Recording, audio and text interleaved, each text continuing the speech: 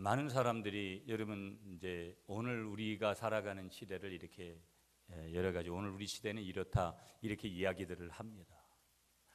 전문적인 이 철학자들이나 이런 사람들은 또 우리 시대를 이렇게도 정의들을 이렇게 해놓는 것을 봅니다. 현대를 가리켜서 나름대로 여러 가지로 이렇게 정의를 하는데 어떤 철학자는 우리가 살아가는 시대는 혼란의 시대다. 어떤 분은 이제 혼돈의 시대다. 카오스라는 단어를 썼는데 카오스의 시대다. 혼돈의 시대다.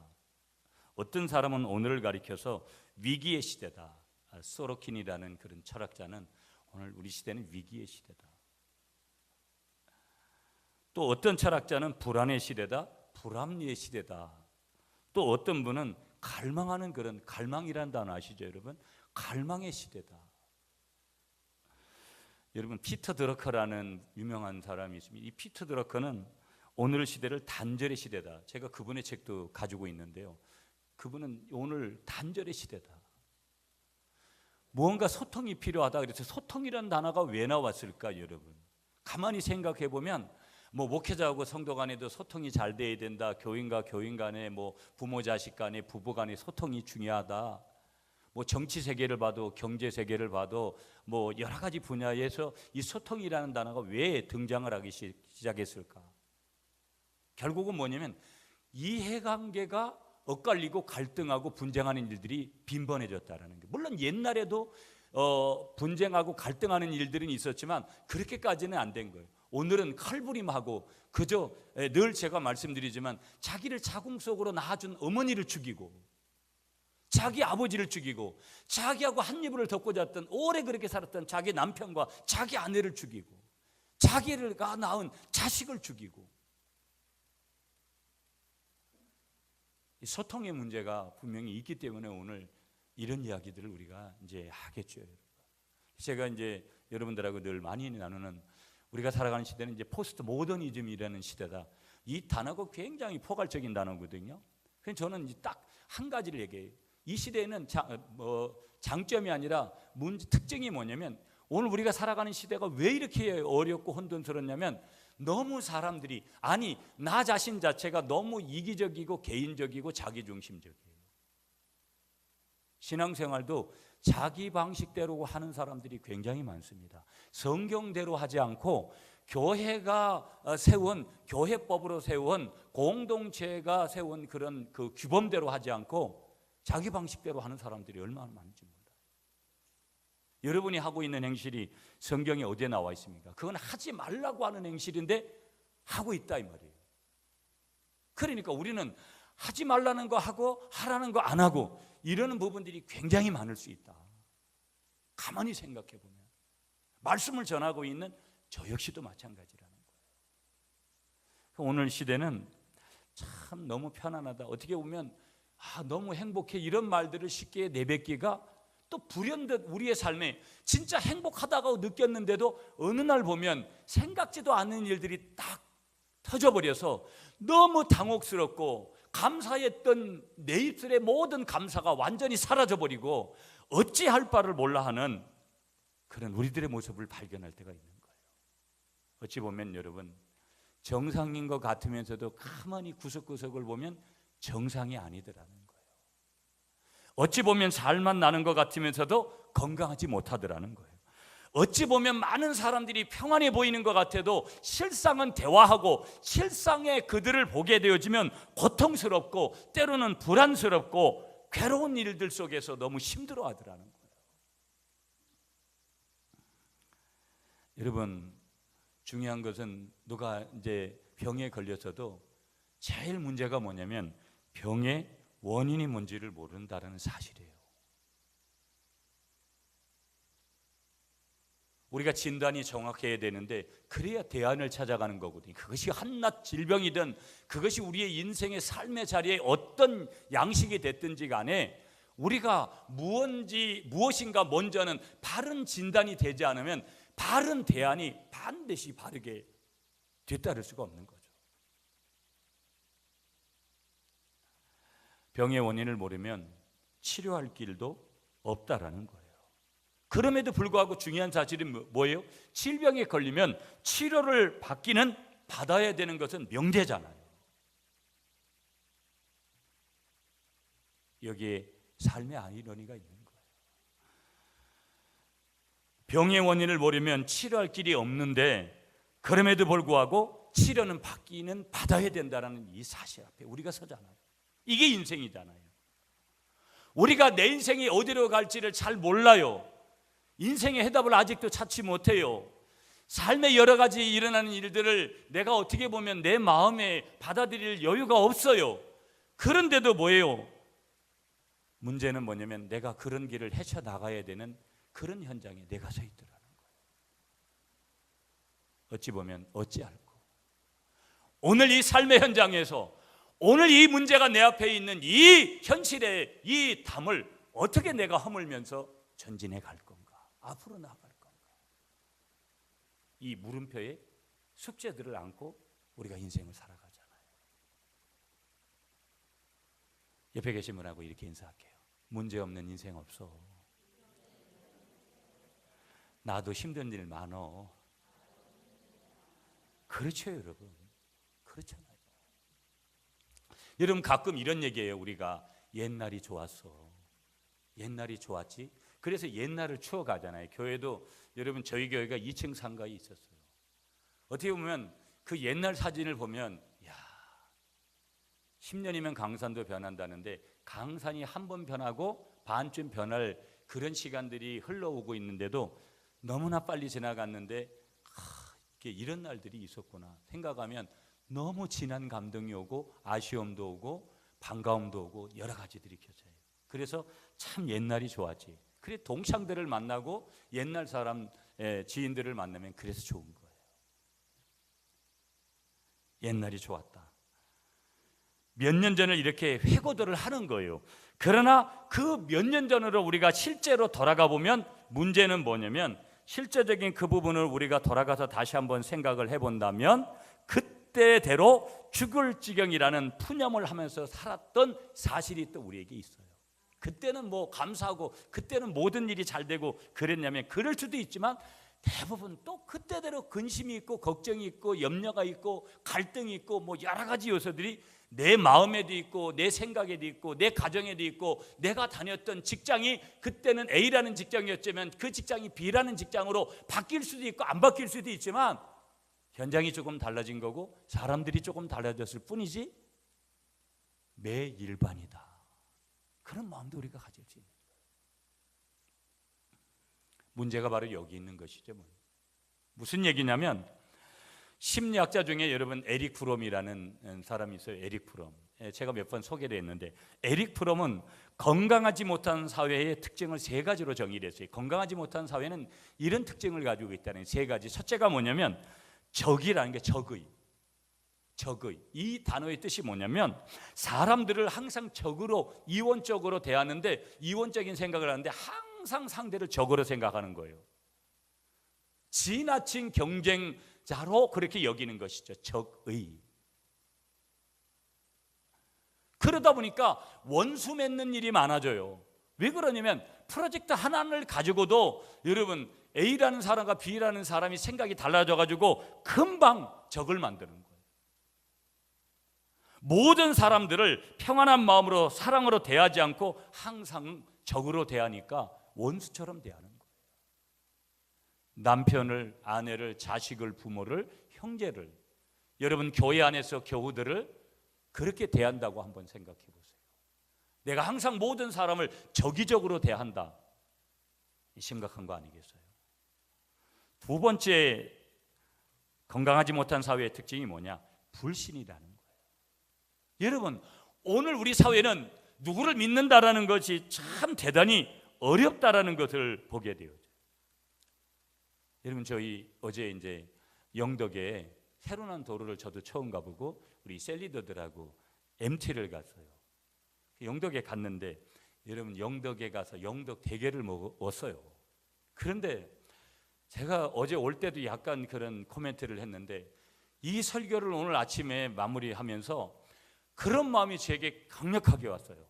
속았다. 왜 그러냐면 저는 고향이 강화도잖아요.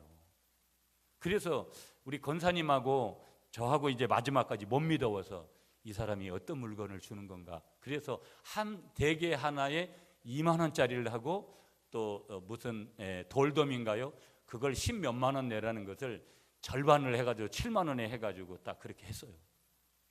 그런데 먹을 때쯤 되려고 하니까 이 주인이 와가지고 뭐라고 얘기를 했냐면, 물건을 보니까 물건이 시원찮다라는 거예요. 그걸 먹든지 말든지 반값 해줄 테니까 그걸 선택을 하라는 거예요. 그때는 전 또 목사잖아요. 우리가 예수 믿는 사람들이고 다 그 사람을 알려줬는데, 그냥 그래서, 그리고 또 기타 등등의 이유들이 여러 가지 여건들이 있었는데 그거는 뭐 그럴 수 있는 거니까. 그런데 아무리 와가지고 차를 타고 오면서도 생각을 해도 문제점이 몇 가지가 발견되는 거예요. 뭐냐면, 저도 바닷가에서 살았기 때문에 여러분, 해산물을 보면 이게 싱싱한 건지 언제쯤 잡은 건지, 이게 지금 개를 보면 이게 지금쯤이면 개가 먹을 수 있는 때고, 그 다음에 저 정도 개가 되면 괜찮은 건지 이런 거 알 수 있거든요. 그런데 분명히 만약에 그분들이 분명히 그전 몇십 년 그 개를 잡았기 때문에 그건 삶기 전에도 딱 육안으로 보면 이건 먹을 만한 개인지 못 먹을 개인지, 아니면은 품질이 A등급인지 B등급인지 C등급인지 당연히 나와요. 그런데 삶아놓고 와가지고 약간의 뉘앙스가 그런 거에서 지금 생각하면, 니들이 먹든지 말든지 내 마지막 양심 한 가지는 반값으로 해줄게, 쳐줄게, 약간의 이런 뉘앙스였어요. 제가 표현은 안 했는데 제가 이 말씀을 준비를 하면서 마지막 기분이 되게 더러웠어요. 진짜로, 사람들이 이럴 수 있나. 그런데 죄송한 얘기지만 여러분, 그런 사람들이 많이 있어요. 여기도 장사하시는 분들이 계시고 그럴 수 있는데, 세계 3대 거짓말 중에 하나가 우리 어른들이 일찍 죽어야지, 이게 3대 거짓말 중에 하나고요. 두 번째가 이거 손님 이거 하나 팔면 내가 얼마 미친다고, 이게 3대 거짓말 중에 두 번째라는 거예요. 근데 별로 그래도 다 먹고 났으니까 감사해야지 하고 생각을 하면서도, 때로는 여러분, 우리가 영 바보처럼 살아가 될 때도 있지만 뭐 일부러까지 그렇게까지 해야 될 필요성은 없다는 생각이 들어서 별로 기분이 이렇게 좋지는 않았어요. 불신의 시대.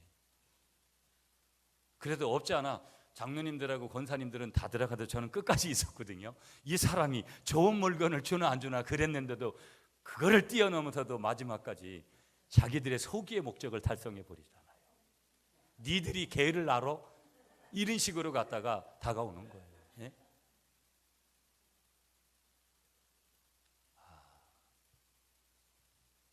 세 번째, 오늘 건강하지 못한 사회의 특징이 뭐냐면요, 도구화라는 거예요. 도구화. 무슨 얘기냐면요, 상대방을 이용하려고 하는 거예요. 좀 전에 말씀드린 것도 다 그런 거예요. 상대방의 부를 추적하는, 상대방을 부를 축적하는 수단으로, 또 인격 대 인격으로 대하는 것이 아니라 생산 도구로, 향락의 방편으로 그렇게 이용하려고 하는 거.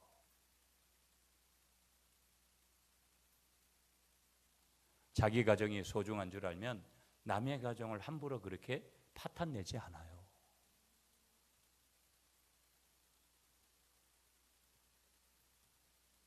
사람들한테 친절하지만 진정한 친절이 아니라 장상석 때문에 그렇게 친절한 거 별 유쾌하지 않죠. 우리가 단순히 교회 부흥만을 위해서 여러분 안내하고 그런 것을 행한다면 우리가 무슨 의미가 있겠어요? 여러분, 교회에도 그런 사람들이 있다 그러더라고요. 큰 교회를 찾아가는 사람들 중에 교인이 많으면 내가 이런 장사하니까 내 장사에 도움이 되겠지, 그런 의미로 큰 교회를 찾아가는 분도 혹 있다는 거예요. 그러니까 무엇이든지 그 사람 속에는 항상 수단화하려고 하는 생각으로 가득 차 있는 거예요. 한마디로 말하면 오늘 이 세 가지의 특징은 오늘 우리가 진단을 하면 병든 사회의 정확한 특징이라고 에릭 프롬만이 정의하는 것이 아니라 우리가 그렇게 정의해 볼 수 있는 것이죠. 하나님은 이들을 향해서 이와 같은 마음을 우리가 품을 때 회개하라는 거예요. 그 회개하라는 하나님의 음성을 저와 여러분들에게 들려주시는 줄 믿으시는 여러분들이 되시기를 간절히 축복합니다. 그 중심에 있는 것이 뭐냐? 죄라는 거예요. 오늘 우리가 원래 가지고 있었던 원죄, 태어날 때부터 가지고 있는 원죄, 우리 조상들이 지었던 조상죄, 그리고 우리가 지금까지 살아오는 과정에서 지었던 모든 자범죄들,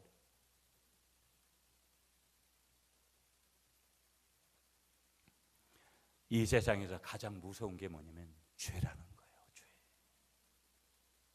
이 죄 문제를 해결하지 않고 많은 사람들이 끊임없이 죄 가운데 머물다 보니까 어느 때는 양심의 가책을 받아서 어찌할 수 없는 자신의 마음과 그렇게 싸우고 있는 사람들이 얼마나 많은지 몰라요.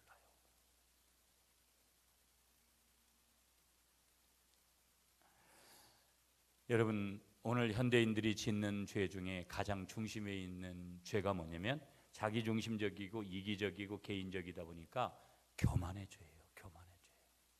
교만한 거예요. 다 잘났다고, 이 입술의 영성 관리가 안 돼서 함부로 우리가 말할 때가 얼마나 많고요. 남에게 상처도 받지만 남에게 상처도 얼마나 우리가 주면서 살아가는지 몰라요. 입술만 교만하겠어요? 듣는 것도 얼마나 교만하고, 생각하는 것도 얼마나 교만하고, 우리가 마음에 품는 것도 얼마나 교만하고, 손으로 발로 행하는 것들이 얼마나 교만한지 몰라요. 옆에 계신 분하고 이렇게 한번 인사할게요. 교만하지 말고 겸손하게 삽시다. 여러분, 오늘 21세기를 살아가는 현대인들의 이 교만의 죄를 네 가지로 한번 정의해 보면은요, 그 첫째 교만이 뭐냐면 지적 교만이라는 게 있어요. 지적 교만. 과학주의라고 하는 우상이 현대인들 마음속에 여러분 자리하고 있는 무서운 죄를 짓게 하는 거예요. 여러분, 우린 좋은 세상에 태어나는 것은 사실이에요. 보면 여러분, 오늘 병원에 가시면 얼마나 좋은 시설 가운데 여러분 의료적인 서비스를 받아요. 우리나라는 의료적인 서비스가 최상인 나라 아니겠어요? 병원에 안 다니시구나. 너무 건강하셔서 병원에 안 가는 게 좋죠. 그런데 아무리 과학적인 의료기기들이 발전을 해도 여러분, 우리 질병이, 인간이 가지는 질병이 3만 가지가 넘다는 게 3만 한 2천 가지 정도 된다고 정의를 하는데, 정확한 건지는 모르겠어요. 제가 그 데이터를, 제가 또 치유사역이나 이런 데서 그런 데이터를 좀 받았는데 3만 2천 가지. 그중에 우리 의사 선생님들이 의료적인 것을 통해서 고칠 수 있는 게 그렇게 많지 않아요, 여러분.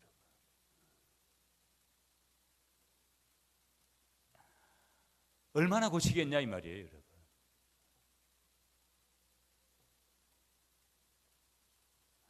지적 교만, 과학주의를 통해서 오는 지적 교만. 두 번째 교만이 뭐냐면 권력적인 교만이 있어요. 여러분, 지금도 여러분 이제 5월 9일 날 대통령 선거하는데, 대통령이 되겠다 하는 사람들은 얼마나 지금 뭐 죽을 똥 살똥 하면서 유세를 다니는 거예요. 대통령이 한 번 되면 국가 권력기관을 임명할 수 있는 기간이 상당하잖아요.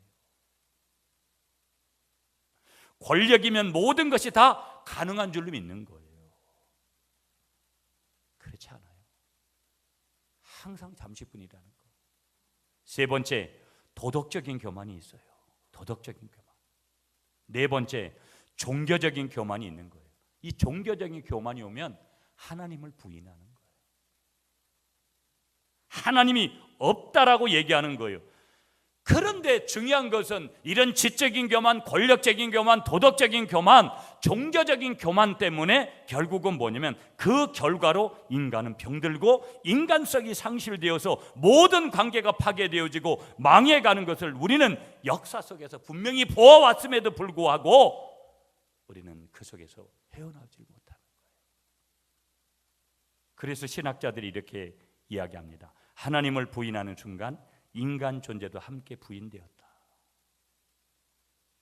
하나님을 부인하는 순간 인간 존재도 함께 부인되었다. 그러니까 하나님 부인하기 때문에 다른 사람을 부인하고 거짓말치고 뭐하고 하는 것들은 당연히 그렇다라는 거예요. 하나님을 인정해야 모든 것들이 다 바뀌어지는데. 오늘 본문으로 가볼게요, 여러분. 오늘 본문 또다시 우리에게 가르쳐 주는데요, 14절을 가볼게요. 이게 오늘 핵심으로 잡아야 되는 건데, 여러분 14절 말씀 다 같이 읽겠습니다. 시작.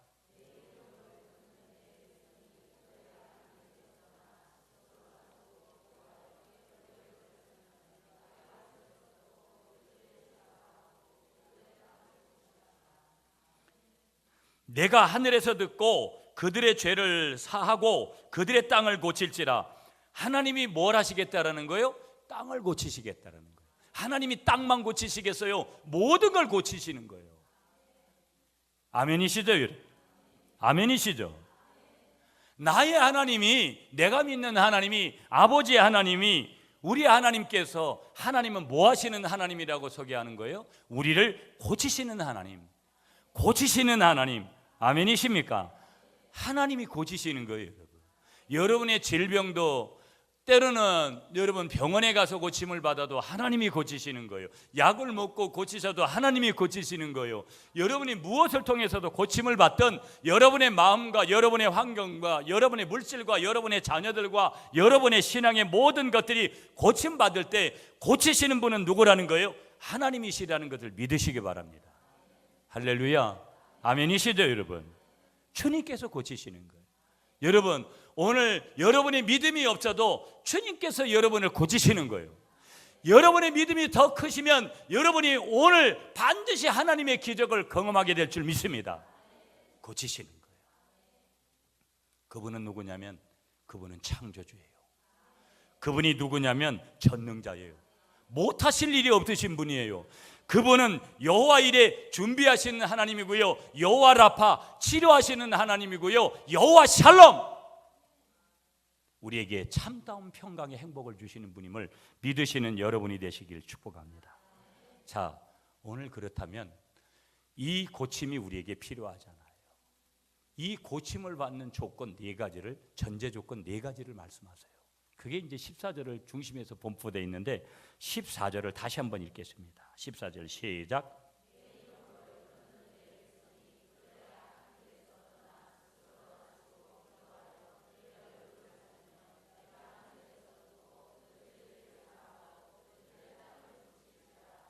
아멘. 첫째 조건이 뭐냐? 한번 따라하겠습니다. 스스로 낮추라. 낮춘다 이 말은 겸손한다 이 말이거든요. 옛날 개역 성경은 겸비하라 이랬어요. 겸비라는 단어를 썼어요. 이게 무슨 얘기냐면 겸비한다 이 말이 낮춘다 이런 뜻이거든요. 하나님이 고침받을 수 있는 하나님의 고침을 경험하는 첫 번째 비결로 스스로 낮추라는 거예요. 여러분, 우리가 스스로 고자세가 돼서 서로가 붙을 때 분쟁이 일어나고 서로가 어려움을 당하게 되잖아요. 누군가가 한 사람이 이렇게 낮추게 되어질 때, 여러분, 어떤 외나무 다리에서 위에서 내려오던 염소와 밑에서 올라가는 염소가 부딪혔습니다. 어떤 사람이 그걸 보고 있다가 어떻게 하나 봤더구만, 여러분, 밑에서 올라가고 있는 염소가 발을 내리고 딱 이렇게 내리니까 그 위로 염소가 지나가 버린 거예요. 내려오다. 서로 비키라고 했으면 둘 다 물에 떨어졌고 둘 다 낭떠러져서 죽었을 거예요. 우리는 둘 다 죽자라고 그렇게 행동하면서 사는 사람들이 얼마나 많은지 몰라요. 옆에 계신 분하고 이렇게 인사하겠습니다. 둘 다 살자. 둘 다 살아야 되는 거예요. 그러려면 전제 조건이 뭐라는 거예요? 스스로 낮추라는 거예요. 스스로 낮춰라. 겸손해라. 스스로 어떤 비난이 오고 어떤 역경 속에서도 비굴하지 말고 겸손해라. 이거 어려워요, 여러분. 딱 한 가지 이 겸손을 배울 수 있는 것은 예수 그리스도의 십자가 앞에 나를 계속해서 내려놓을 때, 예수님이 나를 위하여서 피 흘리신 그 십자가 앞에 나를 갖다 놓으면 내 자존심도 내 모든 것들이 다, 예수님은 나보다도 더 못한 그런 학대와 그런 채찍과 그런 아픔을, 그런 역경을 그런 그 모욕을 당하셨는데 내가 이쯤 못 당하랴. 견뎌낼 수 있는 힘이 거기서 오는 거예요. 스스로 낮출 수 있는 비결은 그 비결밖에 없어요. 두 번째, 여러분 비결이 뭐냐면, 여러분 다시 14절 가보세요. 거기 다시 읽지는 않고 내 이름으로 제가 있습니다. 일컫는 내 백성이 그들의 악한 길에서 떠나 스스로 낮추고 그 다음에 뭐라 그래요? 기도하여 내 얼굴을 찾으면. 옆에 계신 분한테 이렇게 인사하겠습니다. 기도하세요. 여러분 모든 종교가 기도해요. 불교도 기도해요. 모든 이방 종교도 기도해요. 이슬람은 하루에 5번씩 알라를 찾아서 기도해요. 의무적으로. 여러분 하루에 몇 번씩 기도하세요? 식사 기도하세요? 예수 믿으시는 우리 두 분, 맨 앞에 두 분 식사 기도하세요? 식사 기도를 하셔야 돼요. 하나님, 이 일용할 양식을 주셔서 감사합니다. 예수님의 이름으로 기도합니다. 아멘. 등등등등 기타 기도를 해야죠. 아멘이십니까 여러분? 한번 옆에 계신 분하고 다시 기도하겠습니다. 새벽 기도해야 반드시 영성이 삽니다. 그래도 맨날 나오라고 해도 안 나오는 사람은 주구장창 안 나와요. 그게 얼마나 여러분 큰 교만이라는 걸 좀 알아야 돼요. 여러분 기도를 하면서 내가 재직들에게 오늘 할 말이 있어요. 제발 주초 문제를 확실하게 해결하세요. 우리 여자분들 술 많이 드세요? 술 많이 잡수시냐고. 드시냐 그러니까 알아듣질 못하는데 술을 많이 잡수세요?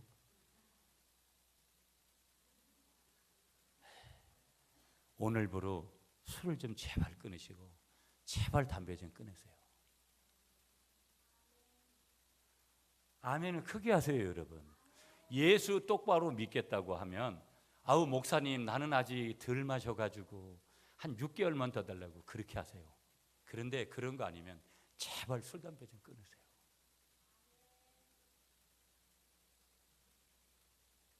제가 앞으로 이 술 담배 문제에 대해서 좀 많이 얘기할 겁니다. 왜 그런 줄 아세요? 술 담배 해결을 못하고는 여러분 절대 예수를 잘 믿을 수 없어요. 아이고 이제 오늘 은혜 받고 가가지고 저쪽에 가가지고 오늘 묻지마 관광차 타고 가다가 또 그렇게 하고 막 살 거잖아요.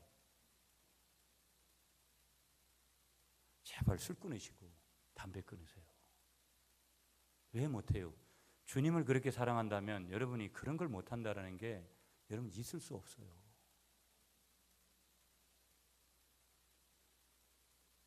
끊는 비결은 여기 오셔서 한 달만 금식하세요.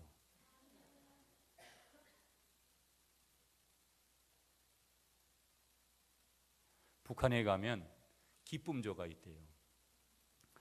북한에 기쁨조가 있어서 좋은데 교회는 반대로 무슨 조가 있냐면 근심조가 있다는 거예요. 근심조가. 목회자를 근심시키면 안 돼요, 여러분. 제가 처음 이 강단에서 강력하게 선포하는 거예요. 주소 문제 반드시 해결하고 항전직들 여러분이 항전직으로서 그런 행실들을 하면 안 돼요. 반드시 여러분 하나님 앞에 오늘부로 끓으면 돼요. 오늘부로 이 말씀이 떨어지는 순간 강단에서 아멘이십니까 여러분? 아멘이십니까? 그래서 이것뿐이겠어요. 교회 안에서 교회 밖에서 인생의 삶에서 우리가 기도해야 될 일이 얼마나 많은데 기도하자 우리 마음 아파요. 기도하자 우리 마음 아파요. 할렐루야 아멘. 할렐루야 아멘. 기도하자 우리 마음 아파요. 찬송하자 우리 모두 주님께. 시간이 없어요. 나머지는 집에 가서 하시고 기도를 해야 돼요. 로이드 존슨 목사님이 교회에 부흥이 오면 이런 일이 일어난다라는 거예요. 첫째, 하나님의 얼굴을 구하고 하나님께로 향하고 하나님 앞에 기도하더라는 거예요. 교회가 그냥 부흥될 줄 아세요? 오늘도 여전히 여러분은 혼자 왔잖아요. 그래서 부흥이 안 되는 거예요. 그런데 그거보다도 더 중요한 게 뭐인 줄 아세요? 내가 이 교회가 부흥되길 바라고 하나님의 부흥에 동참하기를 원한다면 여러분이 먼저 하나님께로 향해야 돼요.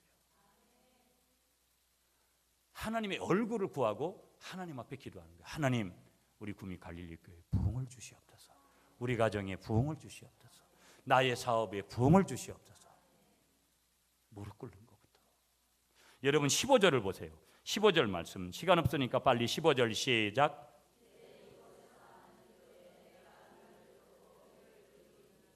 아멘. 이제 이곳에서 하는 기도에 내가, 이게 지금 솔로몬 성전을 얘기하는 거거든요. 그러니까 하나님이 무슨 얘기하냐면, 하나님은 이 성전에서 하는 기도에 내가 눈을 들고 그 다음에 귀를 기울이겠다라는 거예요.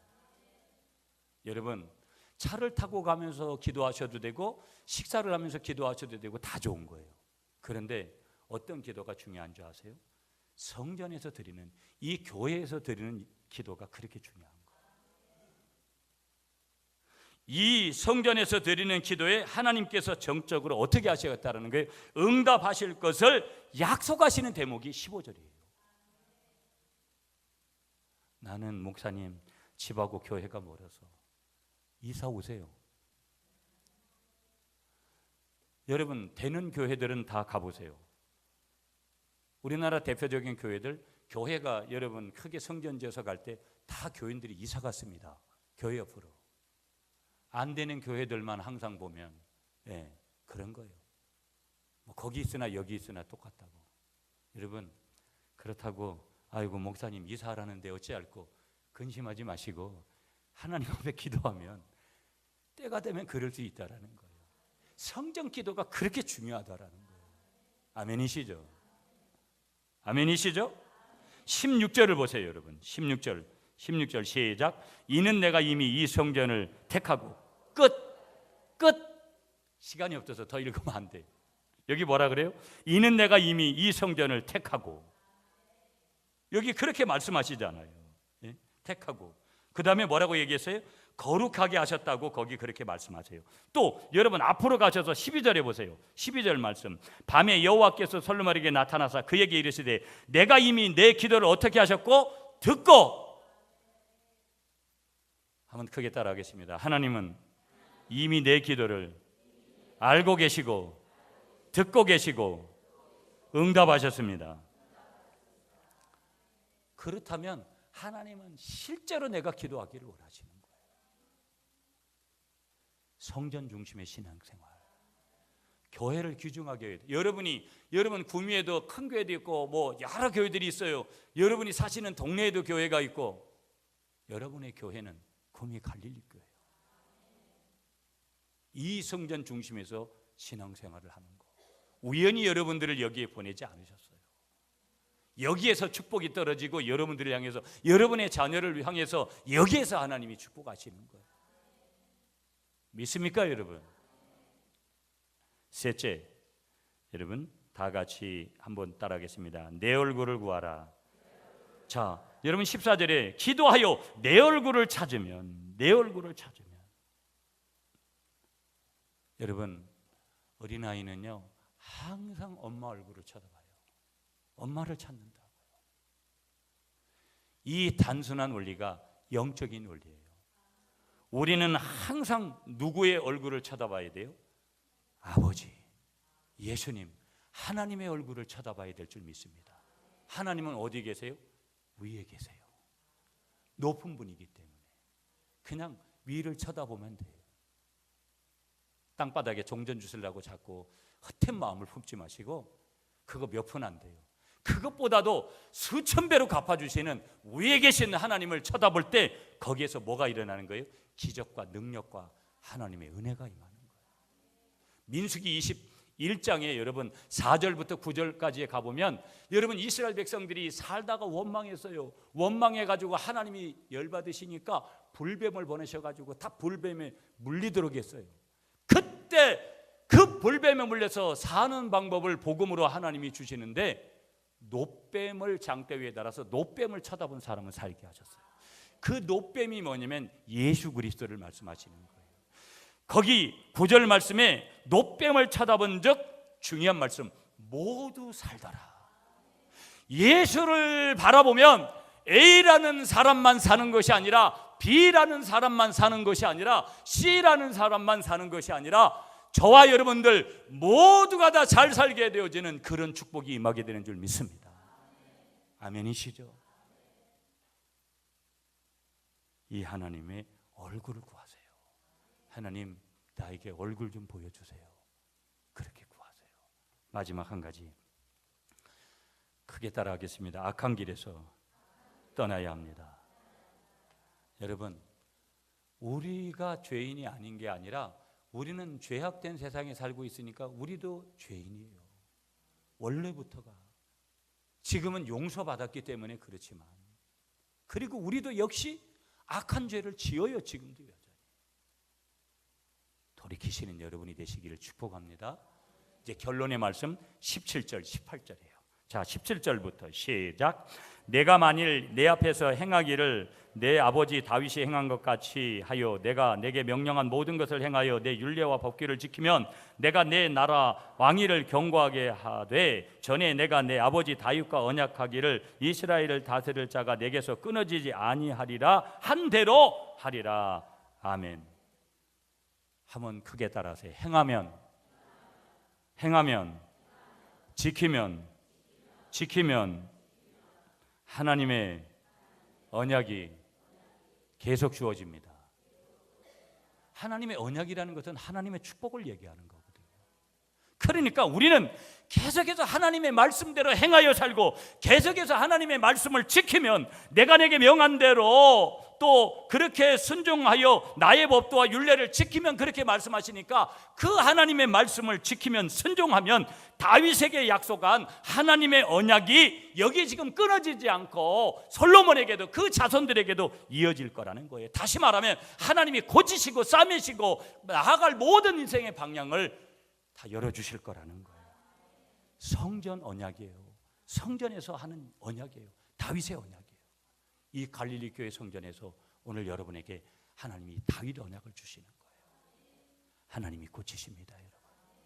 여러분의 문제가 있으면 이 성전에서 기도하세요. 아멘이시죠, 여러분? 여러분이 정말 여러 가지 인생에서 어려움을 만나면 오늘 4가지, 오늘 주신 말씀 앞에 여러분 겸손하게 서시면서 오늘 4가지 주신 말씀, 반대로 말씀드리면 악한 길에서 떠나야 되고 하나님의 얼굴을 구해야 되고 기도해야 되고 자기 자신 스스로를 낮추려고 하려고 합니다. 그럴 때 하나님이 우리를 고치십니다. 기도합니다.